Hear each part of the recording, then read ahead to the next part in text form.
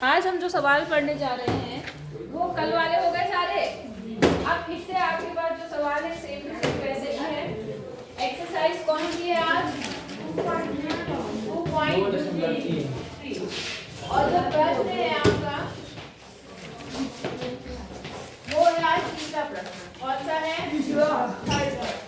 इसमें भी वो क्या बोला, ये बहुत इंपॉर्टेंट क्वेश्चन है। के का मान ज्ञात कीजिए। किसका मान? के। जबकि निम्नलिखित स्थितियों में x-1 px का एक गुणनखंड है। x-1 क्या है? गुणनखंड है। मतलब px का जो मान है वो रखने पर वो गुणनखंड क्या हो जाता है? जीरो होता है, तभी तो गुणनखंड होता है। इसका मतलब x बराबर -1, x बराबर 1 रखने पर ये गुणनखंड क्या होगा? जीरो। क्यों होगा जीरो? क्योंकि उन्होंने खुद बताया है ये इसका एक गुणनखंड है। समझ आई बात? तो सिंपल, आपको कुछ नहीं करना है। आपको क्या काम करना है, यहाँ पर कितना है आपके पास? px x² plus x square plus x plus आप लिखेंगे चूंकि x -1 है प्लस 1 -1 3x का गुणनखंड है। क्या है? 3x का एक गुणनखंड है। ठीक है, इसलिए क्या होगा?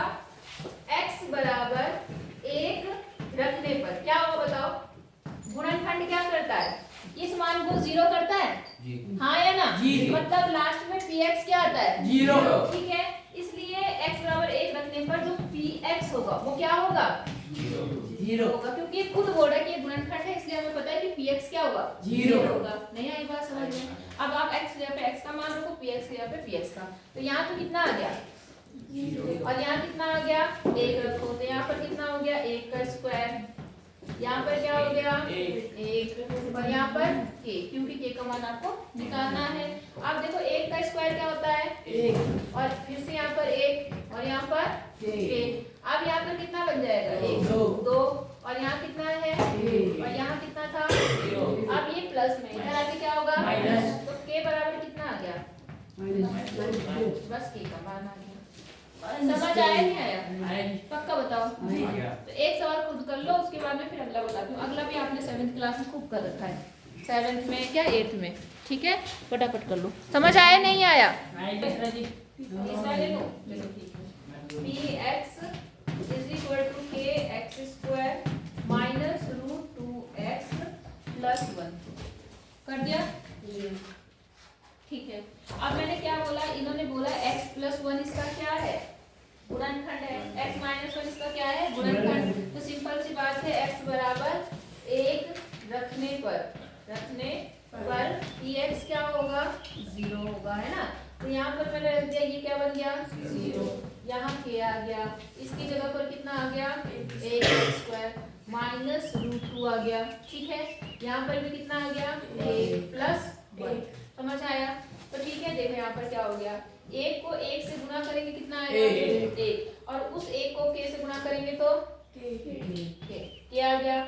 -√2 को अगर 1 से गुणा करेंगे तो कोई फर्क पड़ेगा? √2 का नाम √2 हो जाएगा। तो यहाँ कितना आ गया? √2 और यहाँ कितना आ गया?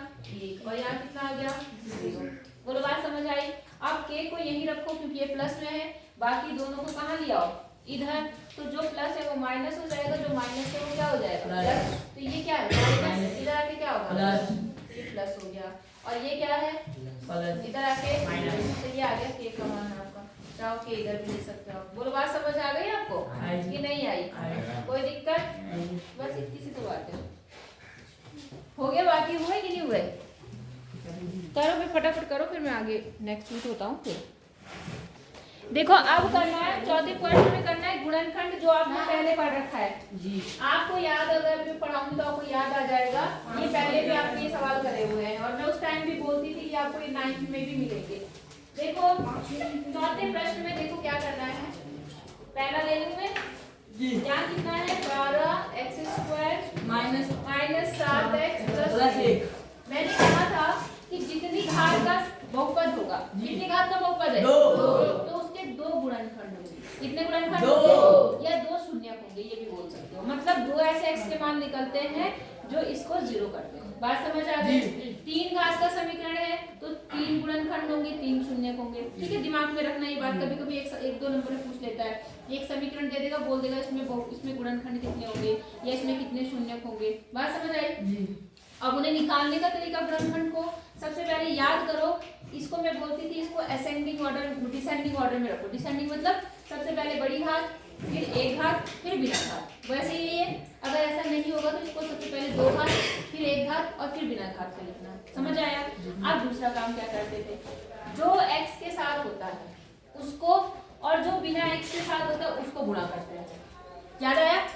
इसको क्या करेंगे? तो 12 ही कदम, फिर हम उस 12 के करते थे फैक्टर। याद आया कुछ? फैक्टर करेंगे। 2 से काटा 6, 2 से काटा 3 से काटा 1। अब क्या करते थे अगर याद आया तो? अब हम इसको मल्टीप्लाई करके हम 2 गुणा 2 जोड़े बनाते थे। हाँ, जोड़े बनाते थे। और वो जोड़े किसके आधार पर बनते थे? इसके।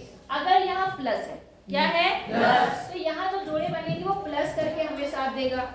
अगर यहाँ माइनस है तो यहाँ जो जोड़े बनेंगे वो माइनस करके हमें ये नंबर देंगे। समझ आ गई बात?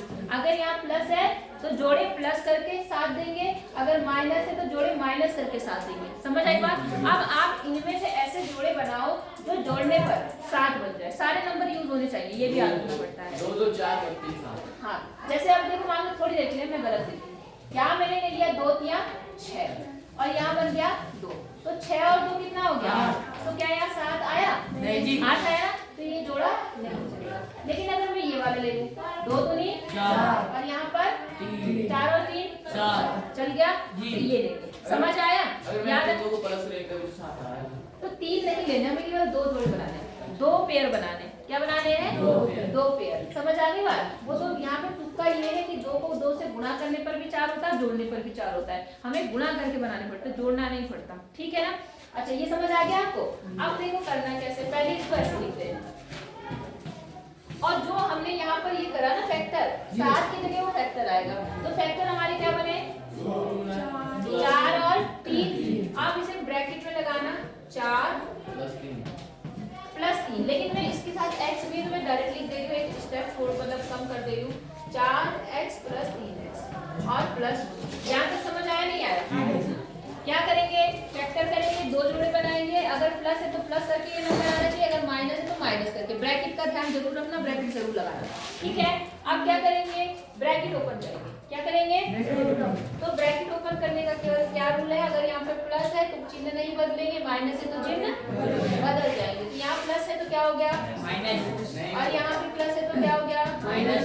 और यहाँ पर 1। इतनी बात समझ आ गई? फिर हम इन 2 जोड़ों में से कॉमन लेते हैं, जो पहले है और जो बाद में। ठीक है? अब कॉमन लेना अगर नहीं आता आपको तो मैंने आपको एक तरीका बताया था, आप छोटे छोटे फैक्टर कर लो। 12 के अगर आप फैक्टर करोगे तो बनेंगे 2 गुणा 2 गुणा 3 और गुणा x गुणा x। ये केवल तब तक के था, 8 तक के लिए। अब आप थोड़े बड़े बन जाओ तो वैसे इस स्टेप को डायरेक्ट भी करने की कोशिश करना। अभी मैं समझा रही हूँ फिलहाल ना। अब यहाँ कितना बनेगा? 2 गुणा 2 गुणा x।